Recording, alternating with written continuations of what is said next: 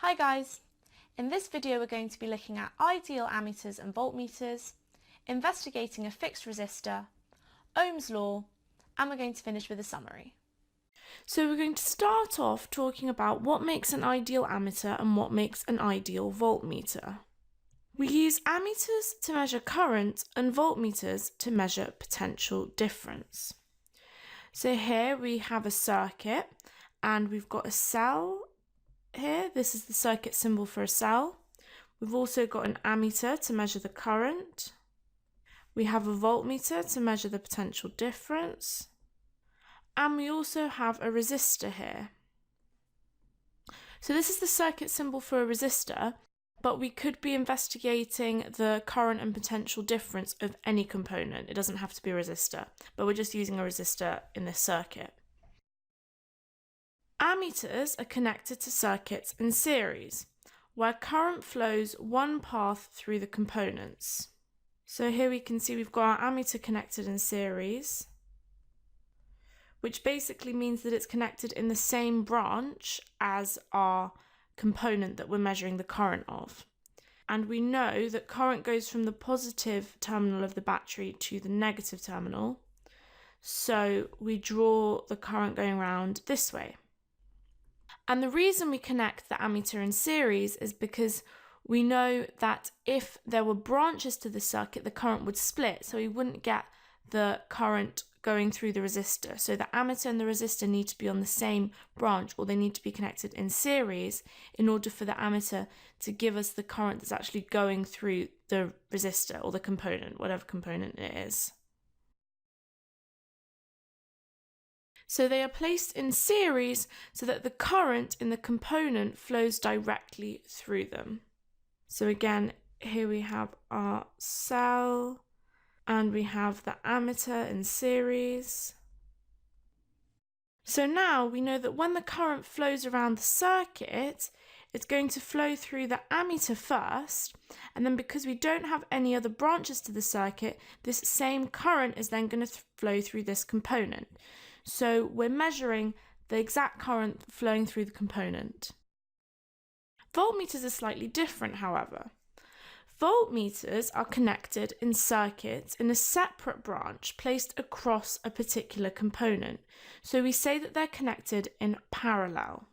So here we can see our voltmeters in another branch, so the voltmeter is in parallel. They are placed in parallel so that they have the same potential difference as the component being investigated. So for example, this component is going to have a potential difference across it like so. And because we're connecting the voltmeter across the component in parallel, this means the voltmeter is going to have the same potential difference. So this is why we connect our voltmeter in parallel. And this is also because, if we remember, potential difference is defined as the work done divided by the charge moved.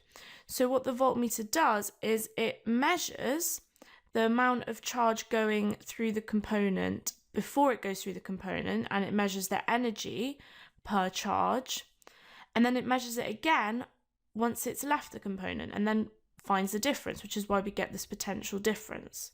So that's another reason why it's connected in parallel, so it can measure it before it enters the component and after it enters the component. So in theory, to get the most accurate measurements of current and potential difference, we would use an ideal ammeter and an ideal voltmeter. So to get the best readings possible, we want an ideal ammeter and an ideal voltmeter. But what do we mean by an ideal ammeter and an ideal voltmeter? Well, we're going to have a look at this now. An ideal ammeter has a very low resistance so that it doesn't lower the current flowing through the circuit. So we want the ammeter to have a low resistance. And this is so that the current isn't affected by the ammeter. So we want the current to be unaffected. So if we had an ammeter with a high resistance, it would significantly lower the current of the circuit, so that when we then remove the ammeter, the current flowing through the component would be very different. So instead, we want an ammeter with a very low resistance so that the current with the ammeter connected in the circuit and without the ammeter connected in the circuit has barely any change. So that's why we choose the low resistance, so that the current going through the component is unchanged. An ideal voltmeter has an infinite resistance, so that no current flows through it and the potential difference across the component is unaffected. So, as we said, if we have a very high resistance, this resists the flow of current. So if we were to have an infinite resistance, we would have no current going through the voltmeter. So if we had no current going through the voltmeter, then all the current in the circuit would go through the component.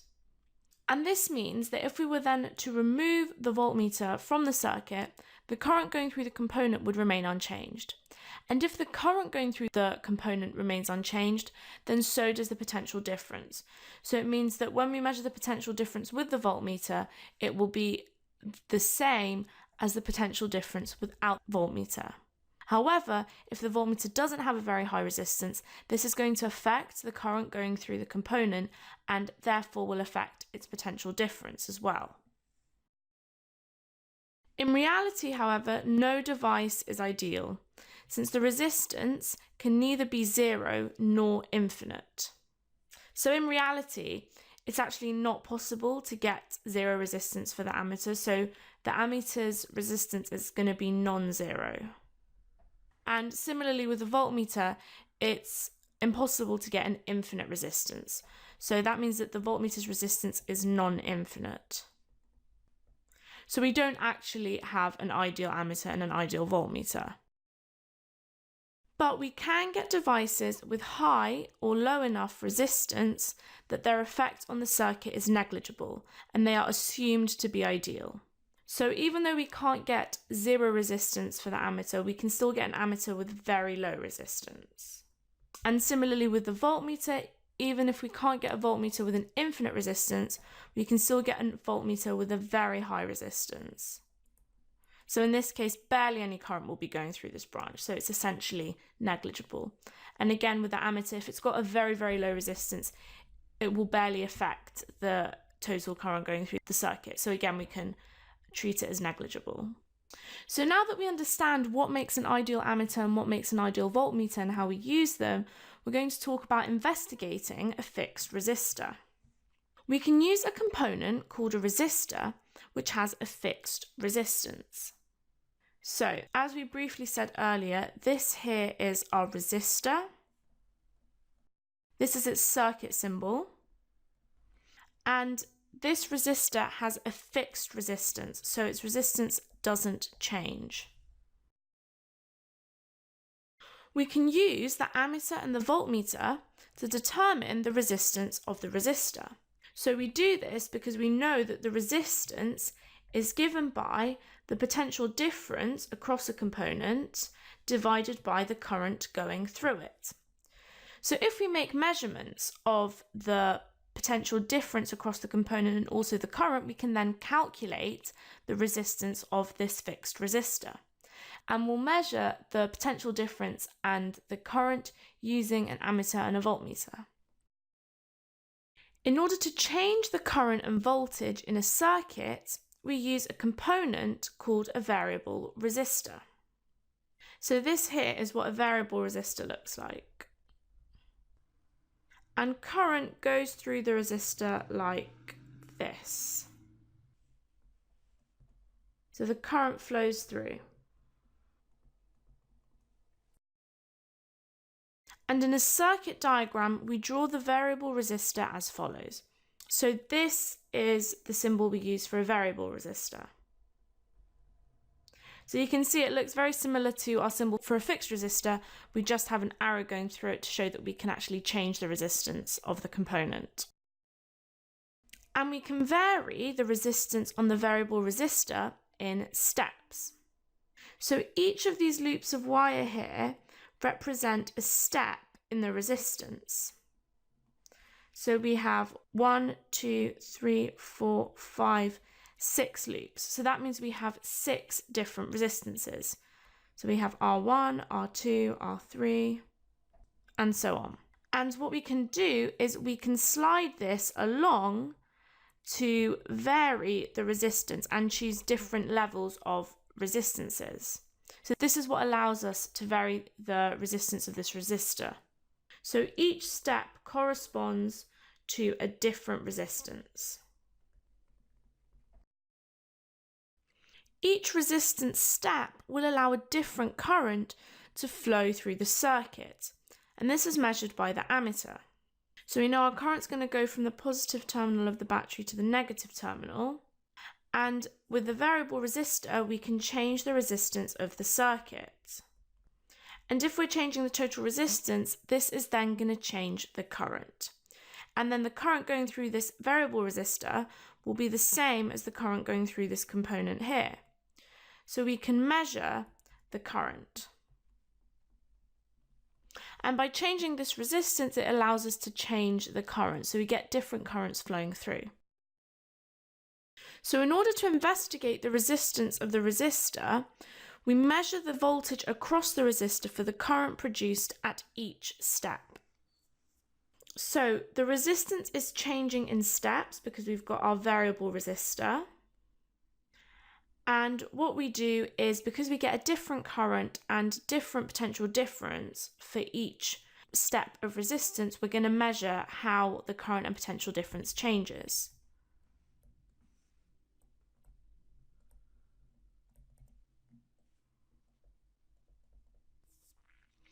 So now we've got readings of current and voltage for lots of different resistances. So what we do is we then plot the measured value of current against potential difference at each step. So what we do is we plot a graph of potential difference, which is in volts, against the current in amps. So if we get lots of measurements of potential difference and current for the different resistances of the variable resistor, and we plot a graph of potential difference against current, we'll get the following. So this actually results in a straight line graph through the origin. So we have potential difference on the y-axis and current on the x-axis. And when we plot this graph, we get a straight line through the origin like so. So this is what the potential difference versus current graph looks like for a fixed resistor. So since we get a straight line, this means that the potential difference is directly proportional to the current for the resistor. So we can see here that as the potential difference increases, so does the current. So they are proportional. So what does this tell us about the resistance of the resistor? By using this graph, what can we find out about its resistance? Well, recall the equation for the resistance of a component R. So we've seen that the resistance is given by the potential difference divided by the current.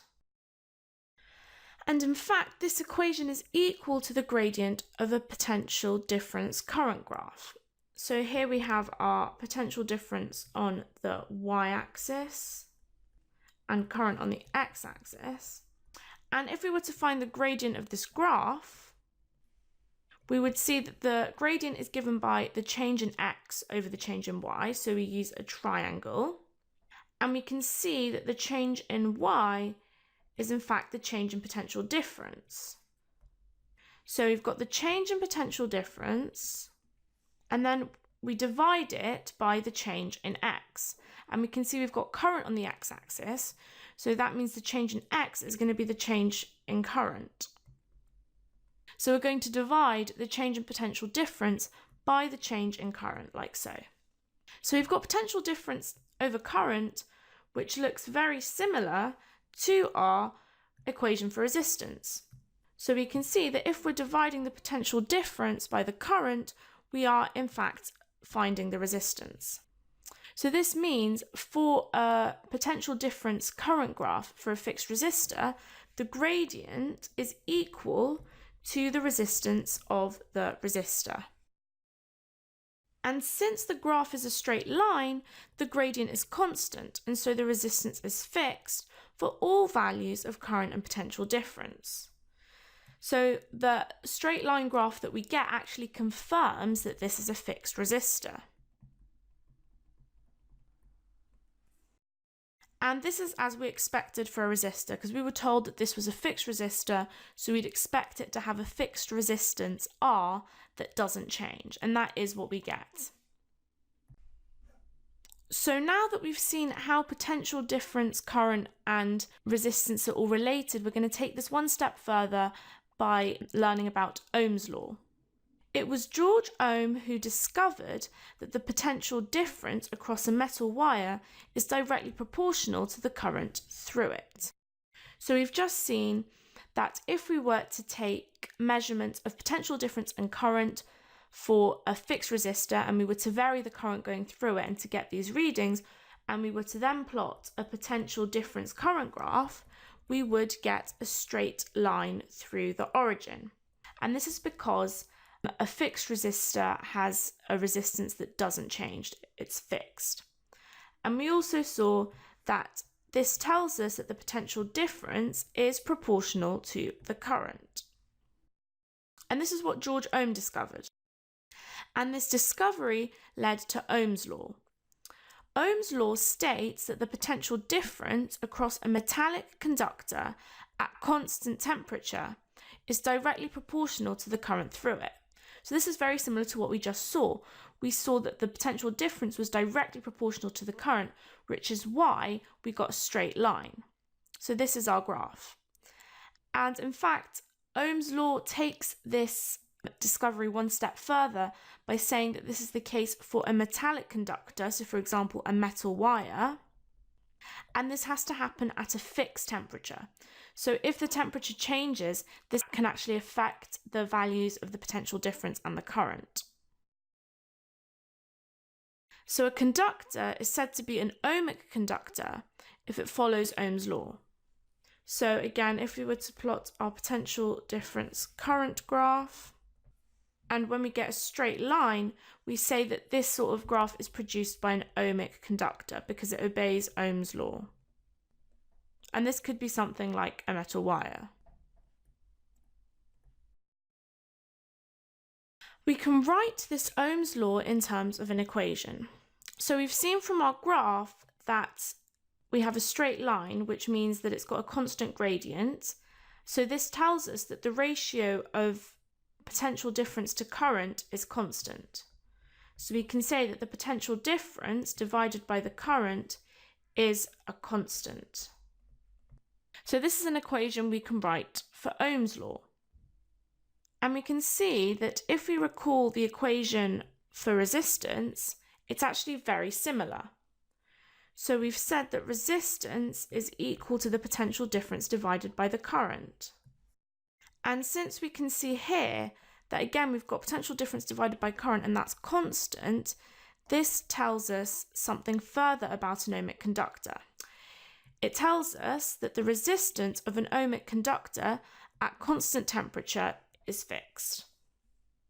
So for a fixed temperature here, so for the fixed temperature, we find that if we were to find the resistance of this conductor, so we said R is equal to V divided by I, we'd find that if this was an ohmic conductor, that we actually get a fixed resistance. So we'd get that the voltage divided by the current is constant because the resistance is constant, and that's what we get by doing V divided by I. So we'd expect that ratio to stay the same. So let's see this in an example. A variable resistor is used to study the current and voltage across an ohmic conductor at fixed temperature. So here we have our ohmic conductor with a fixed resistance R, and we know that for Ohm's law to apply, we must also have a fixed temperature. So this results in the following potential difference current graph.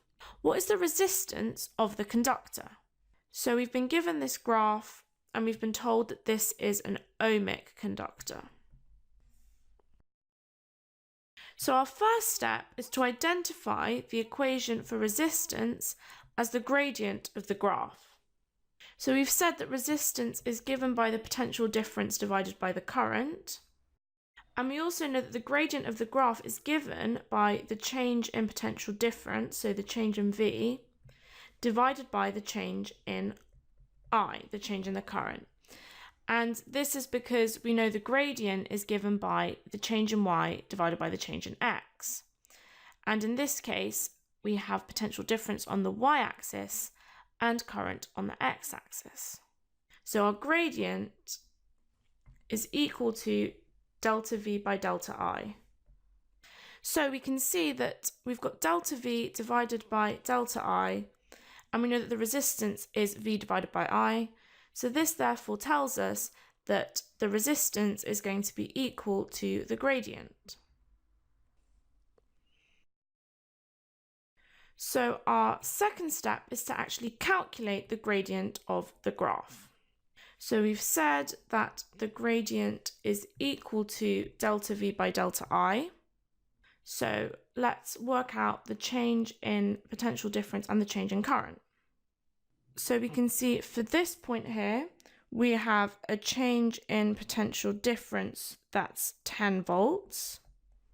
And if we were to then measure the change in current on this graph, we would see that it's around 1.2 amps.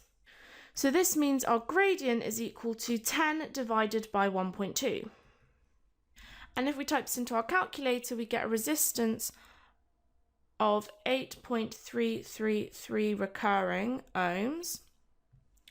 So to three significant figures, this gives us 8.33 ohms.